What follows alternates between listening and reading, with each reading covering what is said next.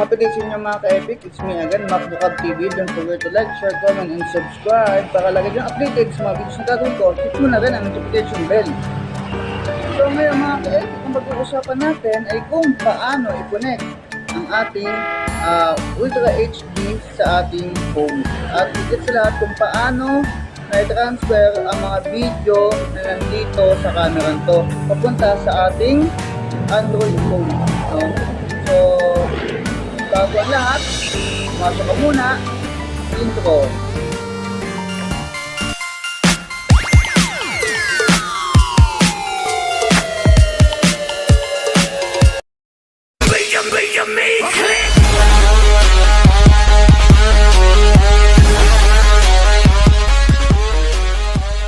So, ayun na nga, no?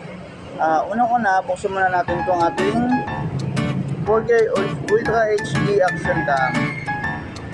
Buksan natin siya, buksan natin yung kanyang Wi-Fi.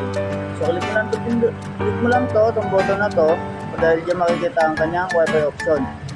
So, natin yan. Yan ang lalabas sa kanya.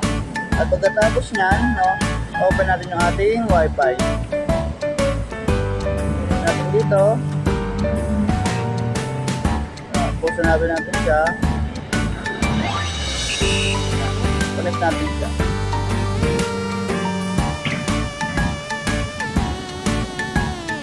So para makonect natin yan dito sa ating cellphone, para makita natin, kailangan mo i-download si GoPlusCam.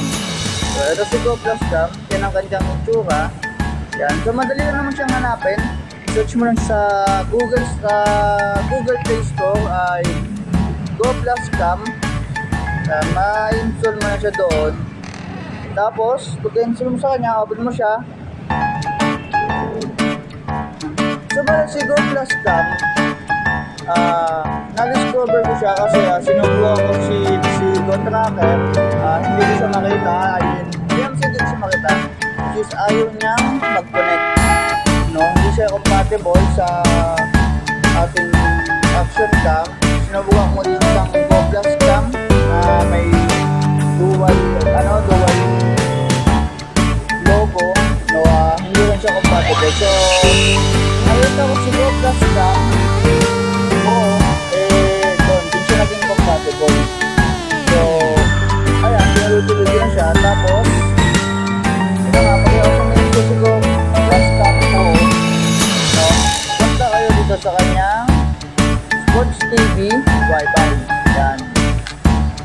Sports TV Wi-Fi. Pagka-click mo sa kanya, ayan. So, yan ang kalalabasan niya. Kalalabasan niya yan. So, oops, nag-error. So, ayan siya. Ayan na. So, connected na siya, diba? Ayan na, ayan. Pinapakita ko sa inyo, ayan. Pinapakita mo siya, no? So may mga videos tayo na kukunin, no? So yan, para makuha natin siya, ang kailangan lang natin gawin ay i-click natin itong button na to, nasa gitna niya. Itong button na to.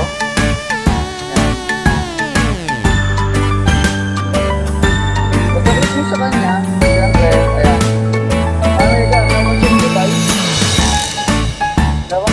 Meron local, pumili lang kayo sa kanya.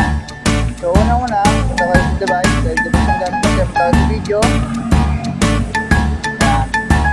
Pag punta sa video, mamili ka lang din ng video kung ano yung download mo, kung ano yung upload mo.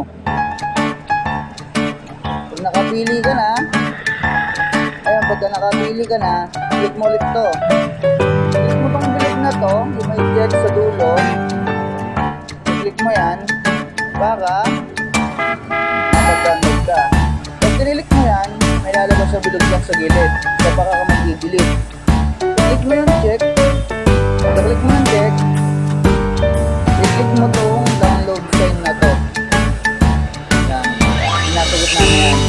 I-click mo yung download sign na yan, at yan na siya mag-install ng download. So download natin.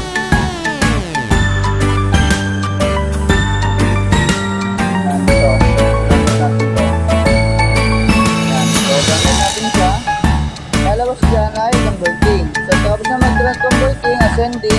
nga po pala, no,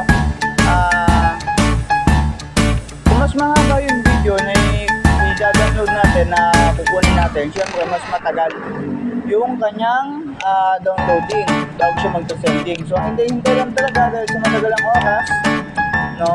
Ganun naman nangyari. So after mo siya ma-download, after naman lang loading, makikita mo na siya dito. Punta tayo sa ating app gallery. Yan, hanapin natin yung video at makikita mo na doon yung dinownload natin na video. So ito na siya.